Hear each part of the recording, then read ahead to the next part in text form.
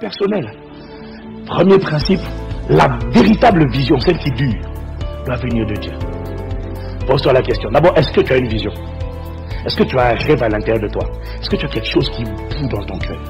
Si tu l'as, est-ce que ça vient de Dieu? Et dis, oui, je vais créer un orphelinat. C'est super. Je vais créer un hôpital. C'est super. Je vais créer une université. C'est super. Mais dis-moi une question. Est-ce que c'est Dieu qui a mis ça en toi? Ou est-ce que c'est toi ou les gens qui ont mis ça en toi?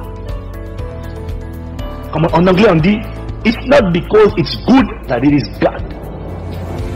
Est-ce que ça vient de Dieu? Parce que vous savez, il y a plein de choses qu'on peut faire. Est-ce que ça vient de lui? Est-ce que c'est une vision? Est-ce que c'est un rêve qui vient de Dieu? Tu ne peux pas te permettre d'avoir un rêve qui ne vient pas de Dieu. Je dis autrement, tu ne peux pas te permettre d'avoir un rêve qui ne fait pas rêver Dieu. Parce que Dieu rêve. Il est le roi de l'univers, le chef du gouvernement de tout l'univers. Et lui aussi, il a des rêves. Il a des rêves, il a des projets qui veulent mener à manifestation sur la terre dans ma génération. C'est pour ça qu'il t'a fait venir. Pour amener à manifestation quelque chose dont lui, il rêve. Quelqu'un me dit amen. Dis avec moi, Dieu rêve. Ah oui, Dieu rêve. Et si, deuxième point, si tu attrapes ce qui est le rêve de Dieu et tu le reçois dans ton cœur, personne ne pourra te stopper. Oh, je t'assure, personne ne peut arrêter ou tuer un rêve qui vient de Dieu. Personne. C'est du pur suicide. Lorsqu'un rêve ne vient pas de Dieu, lorsqu'une vision ne vient pas de Dieu, tôt ou tard, elle sera détruite. Tôt ou tard, elle mourra. Pourquoi? Même des entreprises qui ont plus de 100 ans, 150 ans, un jour ou l'autre vont connaître la crise. Regardez aujourd'hui, regardez la télévision, on me dit General Motors et Ford, Chrysler, disent qu'ils n'ont plus d'argent. Même si ça a 150 à 200 années, rien ne te dit que c'est pas éternel, parce que la Bible dit que les cieux et la terre passeront, et les cieux et la terre seront dissous et ébranlés un jour. Rien ne restera. 2 Pierre chapitre 3 verset 12. Rien ne restera. La seule chose qui restera, d'après Psaume 33 verset 10 à 11, la Bible dit, l'Éternel renverse les desseins des nations, il anéantit les projets des peuples, mais les desseins de l'Éternel, les buts de l'Éternel subsistent à toujours, et les projets de son cœur de génération en génération. Ce sont les seules choses qui resteront, ce que Dieu lui-même bâtit.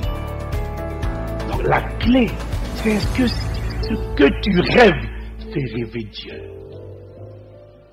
Ce qui fait rêver Dieu vient de lui, pas de toi. Mais il imprime, il le dépose dans ton cœur. Quelqu'un me dit amen. Et lorsqu'une vision, lorsqu'un rêve vient de Dieu, tu peux même tuer le visionnaire, mais tu ne pourras jamais tuer la vision. Ils ont essayé au temps des Romains. Ils ont dit fermez la bouche. Il dit il ne faut pas que ces gens-là parlent d'un royaume à venir, une domination qui est éternelle, qui ne passera pas. Tuez-les, massacrez-les. Les empereurs romains commençaient à les massacrer. Mais quand ils ont tué un, il y en avait 10 autres qui se levaient. Pourquoi? Ils tuaient le visionnaire, mais ils ne tuaient pas la vision. Pourquoi? Parce que la source de la vision, c'était Dieu. Dieu dit, tu tues celui-là, moi-même, je prends la même vision, je la mets dans 10 personnes, même pas dans 10 personnes, je la mets dans tous les pays, dans toute l'étendue de ton royaume, au même moment. Jusqu'à ce que toute ta population, maintenant, commence à se convertir. Mais le roi va faire quoi? Il va pas tuer ses propres concitoyens. Alors, c'est comme ça que Constantin s'est converti. Constantin en 72, il a dit, bah écoutez, moi aussi je reconnais alors que Jésus-Christ est Seigneur. Non, mais c'est ce qui s'est passé. Ils nous ont massacrés, à un moment donné, ils ont dit, mais on ne peut pas les tuer tous. Parce que tant que c'était les Juifs, il n'y a pas de problème. Mais dès lors que tous les citoyens romains, eux aussi, commençaient à accéder à la foi, le roi était embêté. Jusque dans la cour royale, dans le palais. Les gens qui servaient l'eau, qui servaient le pain, tous ces gens-là commençaient à se convertir. Les gars disent, mais attention, c'est compliqué maintenant. Tu ne peux plus les tuer. Parce qu'eux, ils sont citoyens romains. Est-ce que vous me suivez? Il y a un demoiselle, tu ne peux pas tuer une vision qui vient de Dieu. Actes chapitre 5, verset 34 à 40. Vous savez, la plupart des pays, je connais beaucoup de pays africains, ok, où je vois des opposants qui sont opposants à vie, exilés à vie. Ils rêvent un jour de prendre le pouvoir. Jamais ils ne prennent le pouvoir. Les gars sont des cocobars, ils restent là 30, 40 ans. Les opposants finissent par mourir en exil. Ça me fait pitié et j'ai compris qu'en fait, derrière leur vision, c'était eux-mêmes.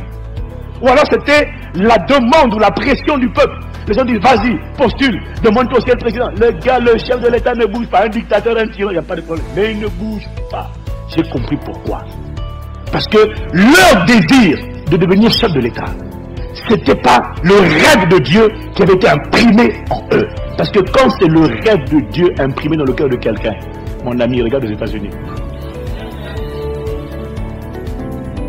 Tu n'as, d'après les statistiques, comment on appelle ça, les paris, aucune chance d'y arriver. Mais quand c'est Dieu qui est derrière toi, tu n'as pas besoin de l'approbation d'un parti politique.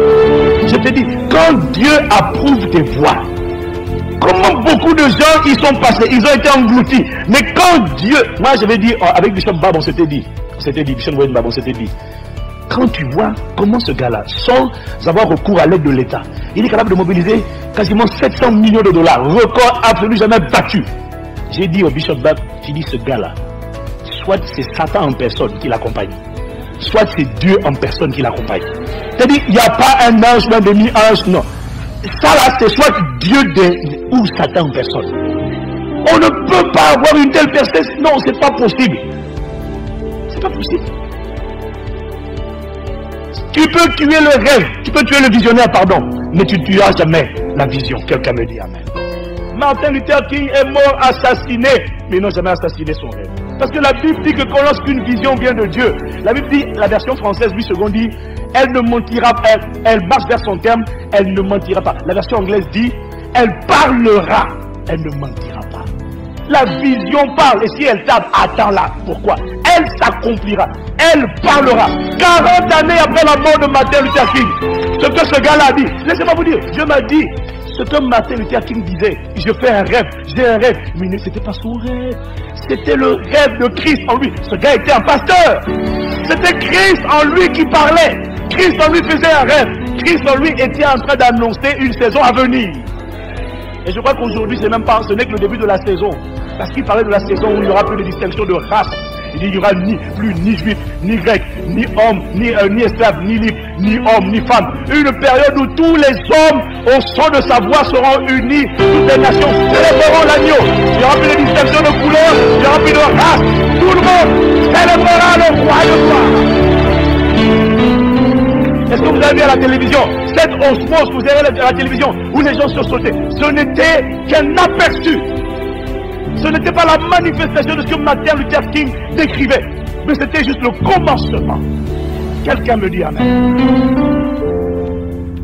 Il a fait un rêve. Il dit j'ai fait un rêve, mais ce n'était pas son rêve. De la même manière, je fais un rêve. J'ai un rêve à l'intérieur de moi. J'en ai même plusieurs. Enfin, j'ai un rêve, mais il y a plusieurs projets. Voilà. Pas plusieurs rêves. J'ai un rêve avec plusieurs projets. Quelqu'un me dit amen. Il y a dans un Dieu rêve.